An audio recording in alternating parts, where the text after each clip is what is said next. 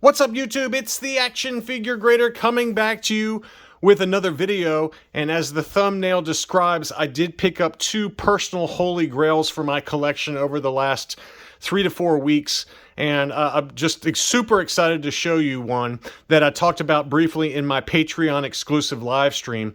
And as part of that, I wanted to pull out two of the other big books in my collection. Two of them I just showed in a recent video, but we've got Star Wars issue number 42, which is the first appearance of Boba Fett and Yoda in standard size comics, US comics. And then we've got Star Wars 68 on your right, which is the first mention of the Mandalorians in comics. Both of them are graded CGC 9.8. And I've been doing a lot of selling recently. And, I've been saving up and saving up. I haven't bought any action figures since April. And I've been, buying some comics here and there, but I was really aiming to get one big book that I think at this point we can all guess what it is. And that one is Star Wars #1. And I did finally pick one up in an auction on Comic Link. So here it is. It's an absolute stunner. Star Wars #1. This comic came out before the movie even came out in July of 1977. Part 1 of Star Wars A New Hope movie adaptation. And here is the book. It's just a timeless cover, a beautiful example that is graded CGC 9.8. And we've talked about this book briefly in various market updates and how expensive it is. And this is certainly the most expensive item I've ever purchased for my collection. There's about 720 CGC 9.8s on the census. And to finally get one of them is pretty incredible. It's not something I ever thought I would get. They peaked in price during the comic book boom at almost $8,000, believe it or not. I think in the Patreon live stream I said $8,600, but no, it was $7,800 is the peak price for this book that somebody paid for it. And I paid well less than that, let me tell you. I was paid a little over 50%, a little less than 50% above that, below that price point. So it was a good pickup, but certainly still very, very expensive. And this was a beautiful example that was just graded a few months ago. So I looked up the census number, and it was very freshly graded. The grader's notes didn't have anything that scared me off too much. It's got beautiful, vibrant colors and just a really impeccable example. This is the first comic book appearance of Luke Skywalker, Darth Vader, Princess Leia, R2-D2, C-3PO, Grand Moff Tarkin. Among others, Aunt Beru and Uncle Owen. So a pretty amazing cover, pretty timeless. It just screams 1970s. Enter Luke Skywalker. Will he save the galaxy or destroy it? Marvel's epic official adaptation of the monumental 20th Century Fox movie, a film by George Lucas. So what's interesting about this is that, Stan Lee was heading up Marvel Publishing during this time frame in the 1970s.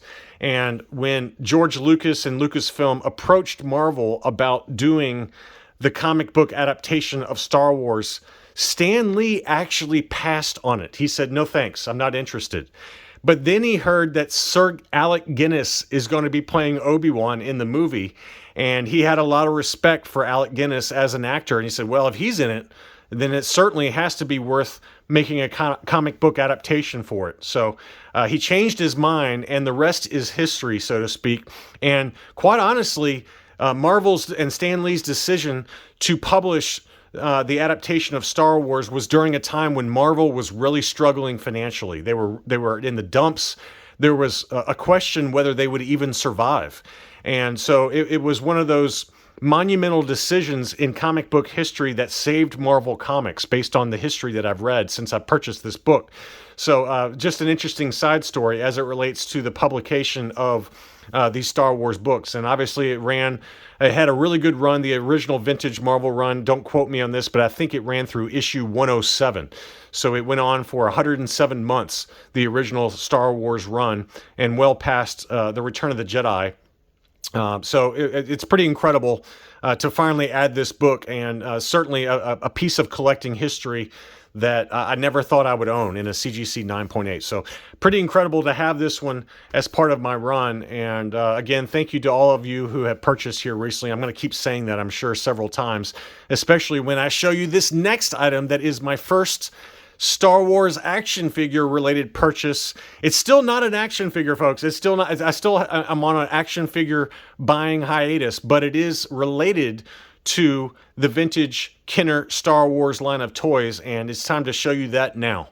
The second half of my unboxing, my Holy Grail, personal Grail unboxing, is another Bossk item. And if you follow me on Instagram, you can go check out my full run of Bosks. I stacked them all up, and the new edition is pretty epic. I decided to pull the trigger on it, and I could not have done it without a number of you buying some items from me, both privately as well as on Rogue 5 Toys. So for all of you that have purchased some stuff from me recently, I really appreciate it. I put the money to good use. I put the money to good use towards my first Kenner-related item in a very long time. The last action figure-related item I purchased was in April. It was a tri-logo Bossk. And it was a CAS 80 that I picked up, and since that time I've really been focused mainly on comic books, but the timing was right for this new Bossk pickup, and I didn't pull out my entire collection, but I pulled out two of my favorites that I wanted to show you. This is my Palitoy Tri-Logo Bossk that is graded AFA 85, straight 85s.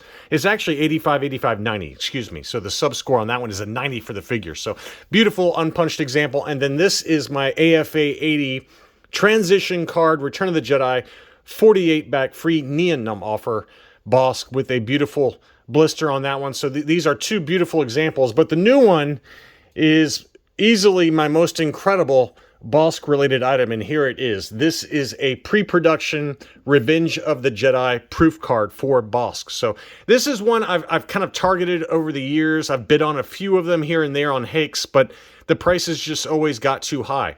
And when this one came up on eBay, I was like, yeah, it's a little high. It's a little high. I tried to reach out to the seller on Instagram because it was an auction starting at a pretty high start price. And I said, hey, can we do it off of eBay, and save us both some money? And he said, sorry, once an auction starts, we do not remove items from eBay. So I went ahead and bid on it. I was the only bidder. I didn't overpay terribly for it, but I did look up, just for reference, I looked up some prices on Hakes for closed auctions for this Revenge of the Jedi Bossk proof card. And, I bought it for a little over what one sold for in 2019. There was another one that sold in June of 2022, which I considered to be the peak of the market for about $2,800. And I did not pay anywhere near that price. I paid closer to what one sold for in 2019 for the exact same grade. So these proof cards are pretty cool. They were made for, I think, 50 different characters. And basically, if you guys know the story at this point, George Lucas was originally going to name the movie Return of the Jedi, Revenge of the Jedi. And he thought Revenge of the Jedi sounded against the Jedi Code. Jedi do not seek revenge. So he changed the name to Return of the Jedi, but Kenner had already produced some early card backs in keeping with that line of toys that they were going to release called Revenge of the Jedi, and the rest is history, so to speak. So some of these did survive, and this is a pretty cool proof card for Bossk, and it is graded AFA 85, near mint plus condition. And as you guys know, the punch is off center here, as you can see, and it also has sharp corners on the bottom instead of rounded corners like you see at the top. So a pretty epic item. To have like a pre-production proof card for Bossk, and it fits in perfectly with my collection. And I thought it would be kind of fun to show you the other proof card in my collection.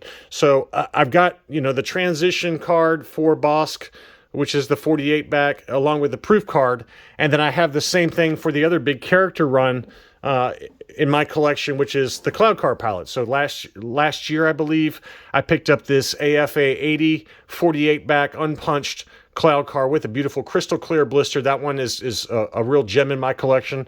Another item I probably overpaid for, but certainly a good example. And then this is the other pre-production proof card I've got for my two main character foci. And this is the AFA 80 Plus example that I picked up on Hakes, I don't know, maybe a year or so ago, but this is 80 Plus for that Revenge of the Jedi proof card. So the other big one I'd love to have eventually is a Death Star droid Revenge of the Jedi proof card, but since I've got a pretty good collection of those going, but you know, those are pretty pricey. It seems like every time I've bid on one over the last 2 or 3 years that they've just gone too high. But maybe I'll find one on Facebook when the timing is right, but it won't be anytime soon, just given how expensive